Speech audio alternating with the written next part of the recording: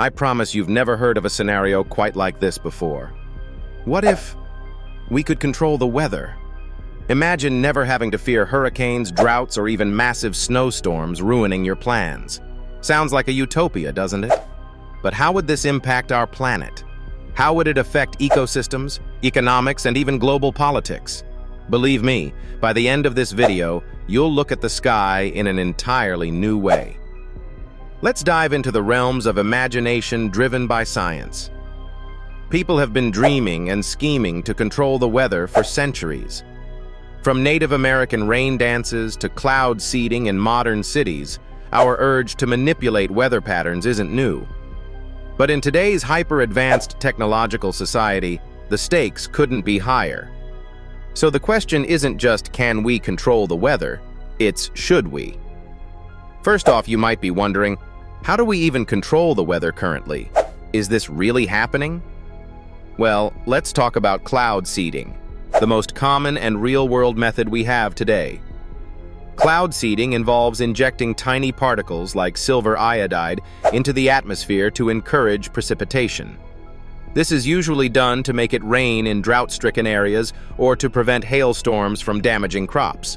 In fact, cloud seeding has been implemented in over 50 countries over the past few decades. China famously used this technology during the 2008 Beijing Olympics to ensure clear skies during the opening ceremony. Gotta love that extra dramatic flair from Mother Nature, or should I say, Father Science. But let's take this one step further. What if we had the capability to dictate every aspect of weather globally? Let's say with a click of a button, we could decide when it rains, snows, or shines. The possibilities for good seem limitless. Droughts could become non-existent, meaning food production could skyrocket. We could stop hurricanes, tornadoes, or floods from ever harming a single human life. The economic benefits would be enormous. Tourism spots could guarantee sunshine all year round. Agriculture would no longer be a gamble reliant on the whims of nature. In essence, humanity would have unlocked the ultimate cheat code. But if it's the perfect cheat code, why haven't we already moved heaven and earth, literally, to make this a reality? The answer lies in a concept called unintended consequences. When you tweak Mother Nature, she tends to fight back. Imagine controlling rainfall to prevent floods in one area, but accidentally creating a drought in another. Or even worse, what if tampering with one region's winters throws off global climate patterns altogether? Remember this: our planet operates like a finely tuned orchestra. Every breeze, every wave, every rainstorm is like a symphony that keeps ecosystems functioning as they should. Tinkering with the weather could easily turn that orchestra into pure chaos. And believe it or not, leaders and governments have already toyed with weather manipulation for sinister purposes. Think back to the Vietnam War. The US military used a strategy known as Project Popeye to induce rainfall over Vietnamese troops by cloud seeding. This was war-grade weather control. In more recent times, discussions about geoengineering have sparked heated debates. Geoengineering refers to intentionally altering Earth's climate to combat global warming, often through methods that might sound straight out of a science fiction novel, like spraying sulfate particles into the stratosphere to mimic volcanic ash and lower global temperatures. Sure, it's a bold move, but who gets to decide how to execute such risky operations? Who gets to play planetary dictator?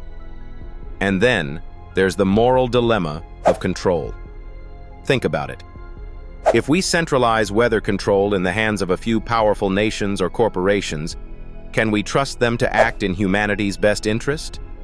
Or could weather become weaponized, further deepening global inequities? Imagine a world where countries with this technology could threaten others with drought or relentless storms. Talk about holding the heavens hostage. Now let's flip the script. What could we do if we did get it right? Well, technological advancements could make weather control highly localized. Imagine apps where communities could dial in their own atmospheric preferences. Have a wedding on Saturday? Simply request sunny skies. Worried about water supply for your town? Rain's coming right up. But here's a catch you probably didn't think of. What happens to you and me, us regular people living in this weather-controlled world? Would we still have an appreciation for Mother Nature? Right now, a sunny day after weeks of rain feels like magic, doesn't it? It's something we savor. If every day were engineered to our convenience, would we lose touch with that awe, that gratitude? Would we still honor nature, or would it simply become a predictable feature in our mobile apps? Food for thought, right? Here's another concern. Could tampering with localized weather create hazards for global biodiversity? For example, certain species rely on specific seasonal migrations or particular weather patterns to thrive. Monarch butterflies, for instance, depend on the timing of spring blooms for nectar during their migration. Meanwhile, birds use winds to conserve energy during their long flights across continents. A world where humans control weather might become a nightmare for these delicate natural cycles.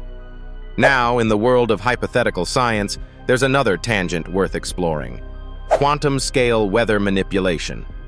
What if technology advanced to the point where we could orchestrate weather by harnessing forces at the molecular level? While this sounds like science fiction, it might not be as far-fetched as you think. Scientists today are experimenting with lasers to stimulate lightning or using massive atmospheric drones to shift air currents. But manipulating molecular forces at scale? Well, the power it would take to implement that would not just be a scientific triumph, it would be a monumental ethical challenge. So where does all of this leave us? Should we pursue weather modification to its ultimate potential, leaving no cloud unturned? Or should humanity exercise extreme caution, recognizing the severe risks involved in meddling with natural systems? It's a debate between optimism and caution, progress and restraint.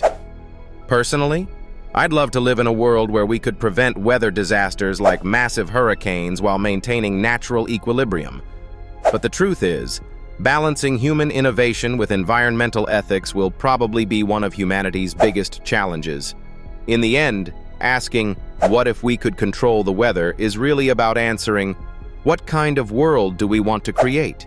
Should we manipulate nature to serve our needs?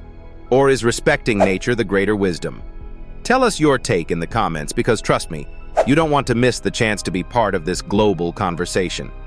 And if this blew your mind, don't forget to hit that like button and subscribe for more sensational science what-ifs. You won't want to miss what comes next. Stay curious and keep questioning the skies above, because sometimes the greatest mysteries are right outside your window.